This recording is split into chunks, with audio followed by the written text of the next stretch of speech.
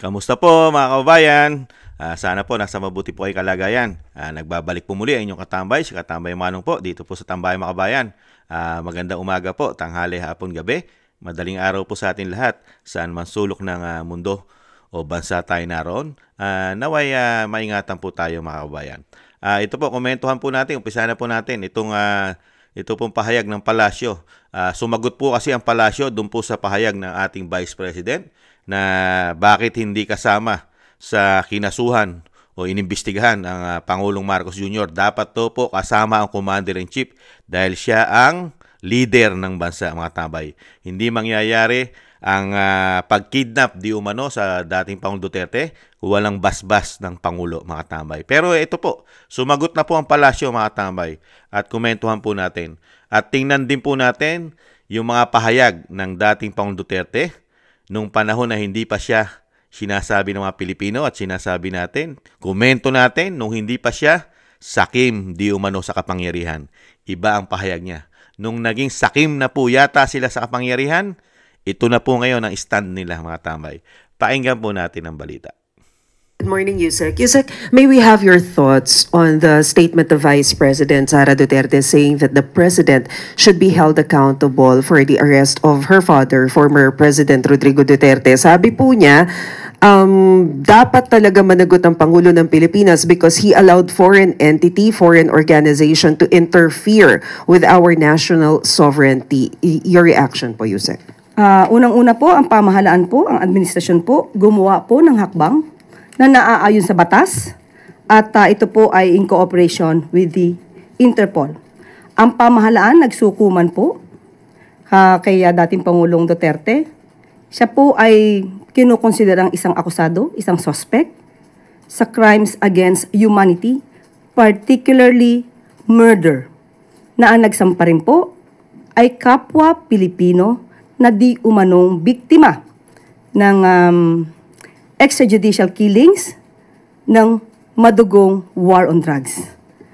Ang ginawa ng pamahalaan ay hindi naman po pagsuko ng soberenya, kundi pagsuko ng isang akusado. Uulitin po natin ang sinabi ng Pangulo sa SONA 2022. I will not preside over any process that will abandon even 1 square inch of territory of the Republic of the Philippines to any foreign power. Hindi po ibebenta o isusuko man ng Pangulo ang anumang parte ng ating karapatan sa bansa. Kanino man.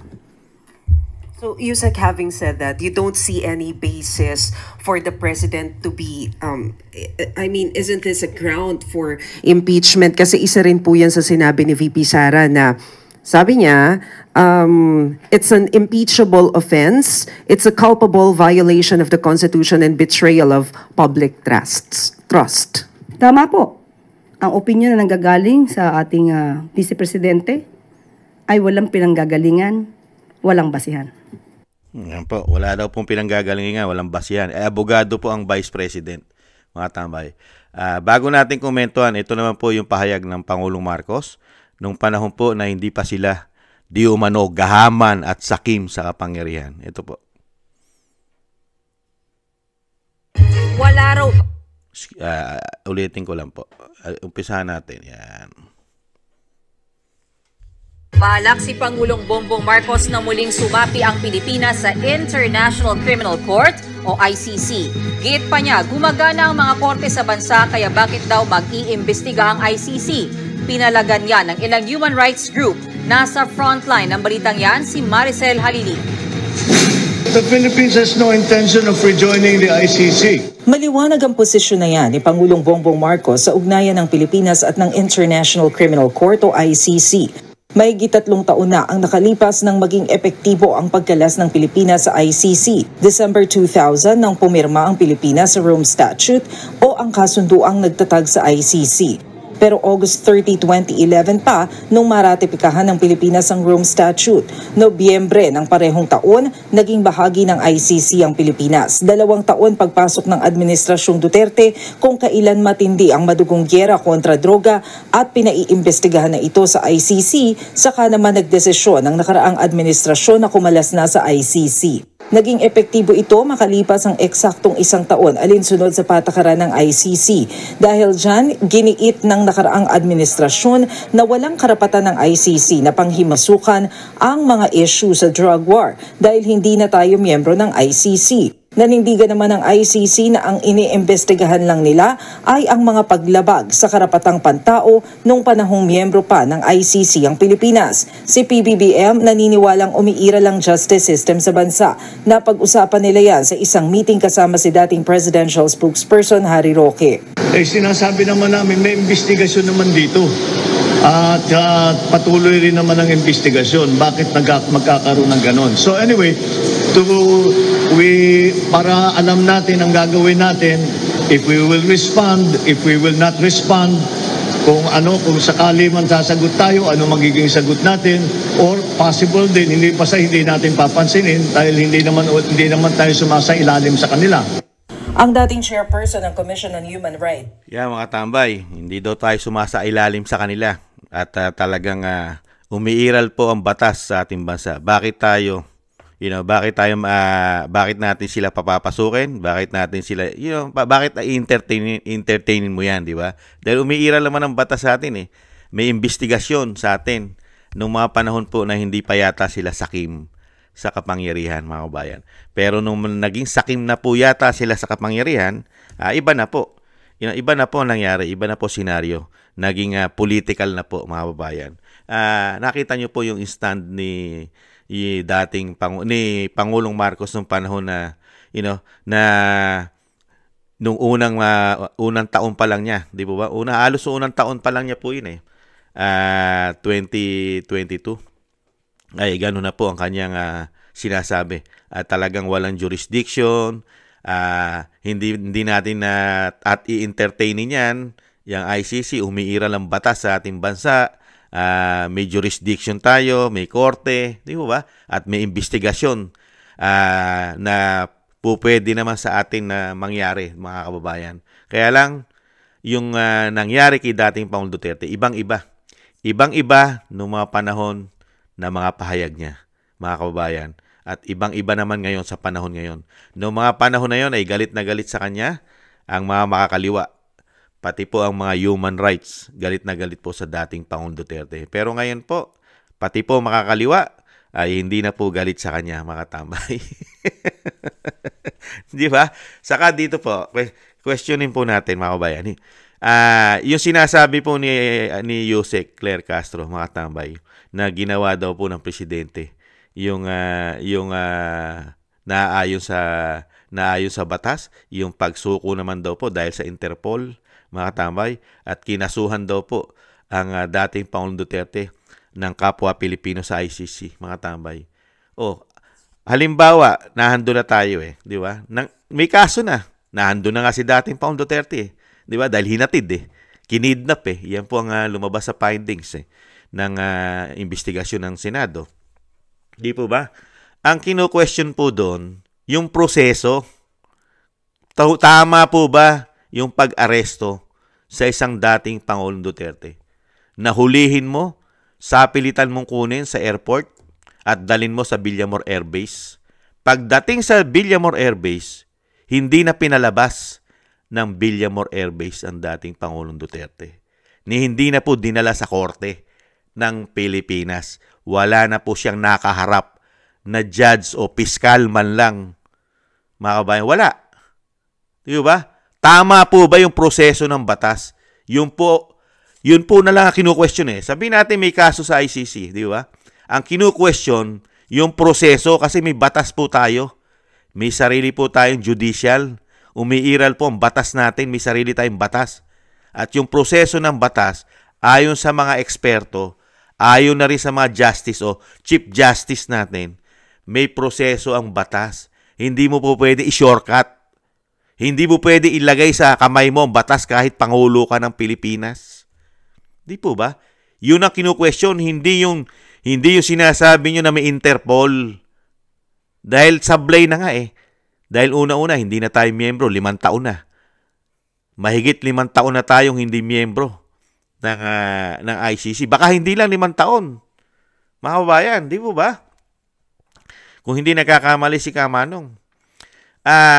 Nakita nyo po, kung saan po nila dinadala, may kaso, hindi tama ang ginawa.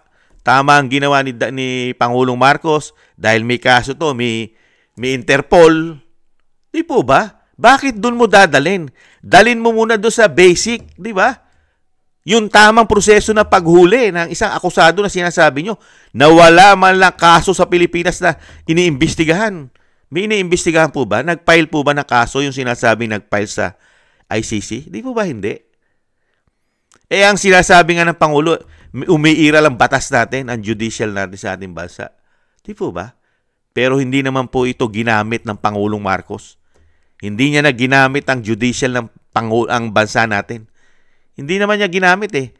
Antimano, dinala niya sa Villamor Air Base dahil yun yung plano, hindi na palabasin. Di po ba? Pati nga ang Vice President na gustong kausapin muna ang kanyang ama dahil siya yung tumatayong abogado rin ng kanyang ama ayon sa dating Pangulong Duterte. Di po ba? Hindi na rin nila pinapasok sa Villamor Air Base. Secured na po yun dahil meron daw po 7,000. Mahigit 7,000 daw po di umano ang nagbantay doon para i-secured. Walang makapasok sa Villamor Air Base. Ang tanong, korte po ba yun? Yung po ba ang korte? Yung Villamor Air Base? Parte po ba ng judicial yon? Nasasakop po ba yon ng batas? Opo. Kasama sa batas yon. Kailangan dalhin mo sa korte kahit ka nasa Villamor Air Base. Di po ba? Dahil susunod ka sa batas at susunod ka sa proseso ng batas. Di po ba? Kaya po sablay na sablay po. Kaya tamang-tama lahat ang sinabi ng Vice President. Napakaraming nilabag at kahihiyan ang binigay sa atin ng administrasyon. Kaya nga sinabi niya, di ba? Pinaka-worst ito. Nahandyan na ang mga demonyo, ang sinasabi ng Vice President. Napaka-demonyo, di umano ng administrasyon ngayon. Ayon sa Vice President. Napaka-demonyo na raw po. Dahil una-una, ayaw sumunod sa proseso ng batas. Kung sasabihin yung tama ang ginawa nyo, bakit nagkakaroon kayo ng question ngayon sa ombudsman? Sige nga, bakit pinasasagot sa ombudsman ang mga sinampahan, no? Ang pinakakasuhan ng Senado, ang sinampahan at pinakakasuhan ng Senado sa ombudsman. Sige nga. Kung sa tingin yung tama ang ginawa nyo, i-rejectin na yan ng ombudsman dahil tama ang ginawa nyo. Hindi na i-entertainin ng ombudsman para mag-file ng counter affidavit ng mga akusado. Di po ba? Doon pa lang makikita mo na may question. Di po ba? Saka, kukwestiyonin mo, ang dating Pangulong Duterte, isang piskal, isang abogado, magaling na abogado, magaling na piskal, alam niya ang proseso ng batas. Tapos, pasusunurin mo ang mga Pilipino na tama kayo, ang Pangulong Marcos ay hindi abogado. Hindi nga siya nakatapos ng kolehiyo. Di po ba? Di umano? Sino paniniwalaan pagdating sa batas? Sige nga. Yung isang dalubhasa, nagsunog ng kilay, sabi nga, para maging dalubhasa sa batas. At sumusunod sa batas. Di po ba? Tapos merong isang pangulo, hindi abogado, pambihira. Tapos siya ang magiging kapani-paniwala sa pagsunod ng batas. Pambihirang buhay yan. Di po ba? Doon palang questionable na. Kukwestiyonin ba ng magagaling na abogado yan kung tama ang ginawa nyo proseso ng batas? Kung ang ginawa nyo, paghuli nyo na sinasabi nyo na merong Interpol dahil mismo ang Pangulong Marcos ay hindi na nga payag dyan dahil nga walang jurisdiction sa atin yan at umiiral ang batas sa atin nung hindi pa sila gahaman, di umano, sa kapangyarihan at greedy, ganid sa kapangyarihan nung mga panahon na yon, di umano. Di ba? Sinusunod nila yung hindi na tayo miyembro niyan. Di po ba? Sumusunod pa tayo dahil hindi tayo miyembro. Di ba kung tama lahat ang ginawa ninyo, lalo-lalo ang Pangulong Marcos, intayin na lang ninyo kung tama nga kayo. Intayin nyo. May batas. Huwag lang matatanggal ang piring ng batas sa inyo. Pag natanggal kasi ang piring ng batas sa inyo, baka masilaw di umano sa pera dahil tanggal na yung piring. Dahil mukhang gamit na gamit yata di umano ngayon ng pera ng bansa, pera ng taxpayer sa sobrang pamumulitika sa pamilya Duterte. Di kaya, nagtatanong lang si Kamanong. Di naman masama magtanong. Di ba? Wala naman kasi tayong tinarabaho ng 3 taon. Puro pamumulitika at issue ng korupsyon. Di po ba? Issue ng pulburon. At sana rin po, dumating din po ang panahon na maimbestigahan din po lahat ito. Lalo-lalo po, may pumuputok po na issue na money laundering. Money laundering, 350 tons, tonelada, 350 tonelada na ginto. At nagkakahalaga ito di umano ng $100 billion money laundering ng pamilya Marcos. Sana po, pumutok din po ito at maimbestigahan. At ang issue po na kinasasangkutan ng First Lady sa Amerika ay dumating po at pumutok po lahat yan. At lumabas na po at mabunyag po lahat. Dahil lalabas naman po yan Iniintay na lang po yung final investigation sa United States of America. Lalabas po yan. Hindi naman po maitatago yan. At sana rin, lumabas na rin po yung katotohanan na talagang hindi gumagamit ng pulburon ng Pangulo. Lumabas po sana ang katotohanan. Sana po dumating ang panahon na siya po ay ma-drug test sa buhok, sa hair follicle drug test. Sana po dumating yun. Para po yung sinasabi na sila'y matino, sila'y walang tinatago, lahat ng ginagawa nila'y tama, wala silang nilalabag, at hindi rin gumagamit ng pulburon ng Pangulo, ay sana po ito ay patunayan nila. Meron naman pong pamamaraan ng pagpapatunay. Humarap sa korte at magpa-drug test. Di ba? Katulad po niyan, sana po lumabas ang parehas na investigasyon sa ombudsman dito sa mga counter affidavit na pinatawag. Kasama na po ang magkapatid na Remulla at ang dalawang general, si PNP Chief Marbil at si General Torre. Mga kababayan, marami pa sangkot yan Hindi lang po sinama ni Senadora Amy Di ba? Nandiyan sila Anyo, nandiyan yung si Secretary Gibo ng Department of National Defense. Hindi po nasama yan Saka yung National Security Advisor natin. Di ba? Si General Anyo. Hindi nasama yan sa inimbestigahan po ng ombudsman. At syempre po, hindi rin po isinama ang Pangulong Marcos sa iimbestigahan dito sa mga anomalya na ginawa nila. Kaya nga nagalit ng Vice President. Bakit hindi sinama yan? Commander-in-Chief yan. Di po ba? Commander-in-Chief. Siya ang masusunod sa lahat. Lalo pagdating sa labas o foreign policy. Siya may hawak, kontrolado niya yan. Kaya dito po mga tambay, sa tingin po natin, sa komento ko po, lumulusot na lang po. Inilulusot na lang po ng Malacanang yung issue, mga kabayan. Dahil po talagang sablay at hindi tama ang ginawa nila sa dating Pangulong Duterte. Nakakahiya na nga yung ginawa nila, ulitin po natin. Sobrang kahihiya ng dinanas po ng ating bansa. Sobrang kahihiyan. Kahit balik-balikan po ng mga foreigner, yung mga pahayag ng Pangulong Marcos, excuse me po, noong mga nakaraan na hindi pa sila ganid at sakim di umano sa kapangyarihan.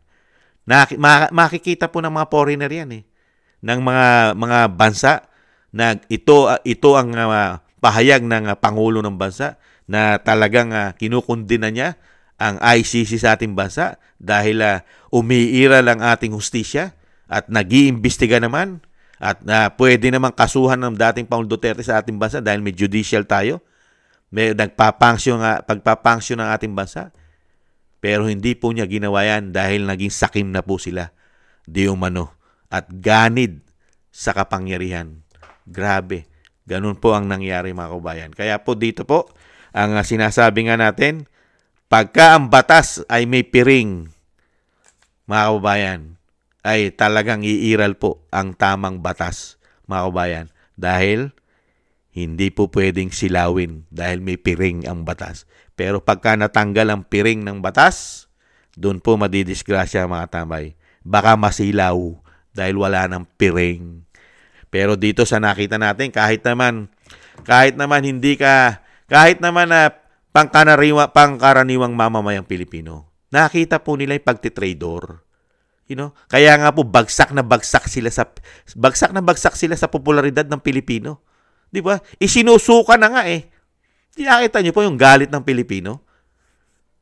Na pinababango na lang sila ng mga kaalyado nila. Pero yung majority ng Pilipino, hindi nagustuhan ng ginawa ng administrasyon. Pagtataksil yan. Pagtataksil. Dating Pangulo, hindi mo man lang binigyan ng jurisdiction, ng due process. Hindi man lang nakakuha sa'yo ng due process. Dating Pangulo. Samantalang ang nanay mo, ang tatay mo, binigyan ng tama, pati ang nanay mo, may due process. May mga kaso, kayo. Pero nakakuha kayo ng due process sa atin. Di po ba? May mga kaso sila eh. Pati nanay niya, may kaso. Pero merong due process na nakuha sa ating bansa. Pero dating Pangulong Duterte, hindi mo malang binigyan. Kahit gahibla ng sinulid, kahit kasing liit lang ng munggo o asin, gabutil, hindi mo malang binigyan ng due process. Ibang klase ka. Kaya nga galit na galit at masamang loob ang mga Pilipino sa ginawa ng Pangulo. Hindi ka tanggap-tanggap. Di po ba? Yan po mga tambay. Kayo po, ano masasabi nyo dito po sa mga paikot-ikot body language na mga sagot ng Malacanang? Body language para po maitama lang yung sinasabi nila na sila'y tama. Pero pagdating sa batas, napakaraming paglabag. Dahil unang-una, hindi abogado ang Pangulong Marcos, mga kababayan. Maraming salamat po sa mga subscribers po natin. Thank you po sa mga suporta po na pinagkakalob nyo po sa inyong lingkod. Thank you po. Shout out po sa inyo. Ingat po kayo mga kababayan. Thank you po sa mga subscribers po natin.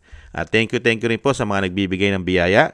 Kingston 123 ng Hong Kong, Eric Hershio ng Canada, Jake Yahut 4531 ng Maisog, California, USA, Gina Ray Solid DDS ng Berlin, Germany, Julieta Silona ng Sydney, Australia, Baby Roman, Ate Isa ng Cagayan Valley, Jem Aris ng United Arab Emirates, Jovelyn Watanabe ng Japan, ako si Pilam, Annie Joe, thank you po sa mga biyaya. At ingat po, ingatan nawa po kayo mga kababayan. At syempre po yung kabilin-bilinan ng dating Pangulong Duterte at Vice President. Black voting po tayo mga kababayan. Black voting para umiral po ang tamang batas sa ating bansa. Kailangan po yung pairalin. At syempre po, PDP laban po mga tambay. Solid vote po tayo. Black voting, PDP laban. Lalo-lalo sa Kongreso at Senado. At napakarami pong babaguhin sa institusyon na yan mga kababayan. At syempre po, thank you po sa gusto po ng Tambayan Makabayan sa YouTube at TikTok. At ganoon din po sa mga nagko-comment, like, share, and subscribe. At yung mga panalangin po, isama po natin sa panalangin natin ang pag-iingat po at makabalik po sa lalong mabilis ang dating Pangulong Duterte sa ating bansa. At maingatan po ang dating Pangulong Duterte at ang Vice President sa mga masasama. Lalong-lalo sa Vice President na talagang pilit na pinababagsak mga kababayan ng mga ganid, sakim at gahaman di umano sa kapangyarihan. Muli po mga tambay, maraming salamat po. Ingat po tayo. Tayo rin po. Doble ingat po. Mahirap na po sitwasyon ngayon. Thank you po. Sa muli. Paalam. Bye-bye.